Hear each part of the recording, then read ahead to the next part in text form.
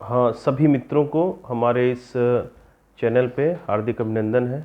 जैसा कि आपको पता है कि इस चैनल पे मैं एडवोकेट पीके मिश्रा प्रयास कर रहा हूँ कि आपको कुछ बेसिक चीज़ें बताऊँ जो आप समझ नहीं पाते हैं, या किसी अधिवक्ता के पास जाते हैं तो बहुत सी कन्फ्यूजन की स्थिति होती है और आप खुल के कुछ बात नहीं कर पाते हैं। तो बहुत सी बेसिक चीज़ मैं अपने इस चैनल पे बता रहा हूँ। इस चैनल का नाम कोर्ट कचहरी है और मेरी ये वीडियो धीरे धीरे आप तक पहुँच रही है और कोशिश मैं कर रहा हूँ कि आप तक पहुँचाऊँ। जैसा कि एक बेसिक चीज़ होता है, जब दो के बीच में आपस में लड़ाई होती है या कोई ऐसा विवाद हो जाता है आसपास के लोग या भाई पटदार में या अगल बगल के लोगों में, कि हम कहते हैं कि मैं तुम्हारे खिलाफ़ एफआईआर करा दूंगा, बहुत बहुत ऊंची आवाज़ मत बोलो, मैं तुम्हारे खिलाफ़ एफआईआर करा दूंगा। और हम थाने पे जाते हैं। थाने पे हम प्रयास करते हैं कि विपक्षी के खिलाफ़ एफआईआर दर्ज हो जाए। थाने पे प्रभारी या जो भी दरोगा संबंधित होते हैं वो कहते हैं कि ठीक है, अपनी एक एप्लीकेशन लिख के मैं देखता हूँ। आप एप्लीकेशन लिख के चले आते हैं और वो कहते हैं ठीक है, आपका एफआईआर दर्ज हो जाएगा। एक दो दिन बीत जाता है, उसके बाद आप जाके पता करते हैं तो एफआईआर दर्ज नहीं होता है और वह थाने पे प्रयास किया जाता है कि किसी तरह समझौता करा के दोनों पक्षों को हटा दिया जाए। लेकिन विवाद कुछ दिन बाद फिर शुरू हो जाता है। अब इस समस्या से जब आम आदमी पीड़ित हो जाता है और थाने पे बार बार जाके कहता है कि सर देखिए, मेरे घर में चोरी हो गई, विपक्षियों ने मेरे घर की गाड़ी चुरा ली, या मेरे लड़के को धमका रहे हैं, या मुझे जान से मारने की धमकी दे रहे हैं, फिर भी थाने से कहीं कोई आपको उचित जो होता है कार्यवाही जो होनी चाहिए वो होती नहीं है। तो एफआईआर आपका दर्ज नहीं हो पाता। ठीक, तो अब आप सोचते हैं अब मैं क्या करूं। तो उसका जो एक प्रावधान है, एक प्रोविज़न है हमारे कानून में, एक 156(3) का एक प्रोविज़न है।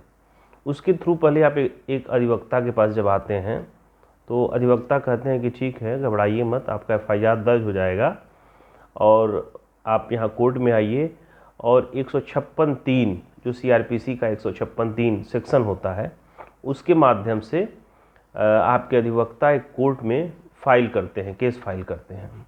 और फिर उस पर जो संबंधित जितनी भी चीज़ें होती हैं, जो पीड़ित या पीड़िता होता है, उसके बारे में अधिवक्ता महोदय कोर्ट में मजिस्ट्रेट के सामने अपनी बात कहते हैं, कुछ दस्तावेज प्रस्तुत करते हैं।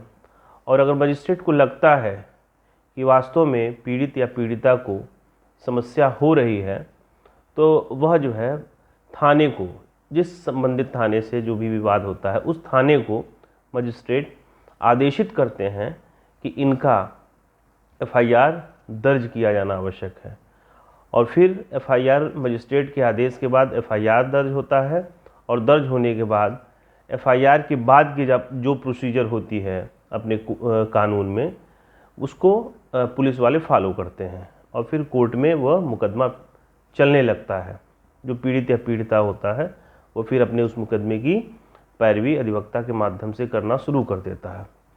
तो मेन, अगर एफआईआर आपका नहीं दर्ज होता है तो घबराने की कोई ज़रूरत नहीं है।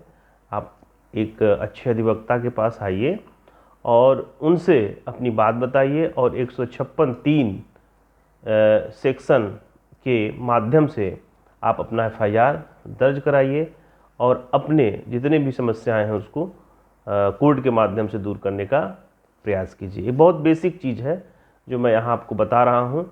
अगर ये वीडियो आप देखते हैं तो निश्चित ही आपको ऐसा लगेगा, कभी भी कोई छोटा मोटा अगर विवाद आपके आसपास में होता है तो आप उनको राय दे सकते हैं कि घबराइए मत।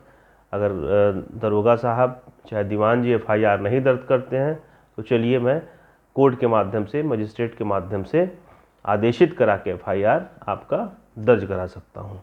ठीक है, तो इस वीडियो के बाद फिर एक नए वीडियो के साथ कुछ छोटी मोटी ऐसी ही जानकारी आपको अपने इस चैनल पे मैं जल्द लेके आता हूँ।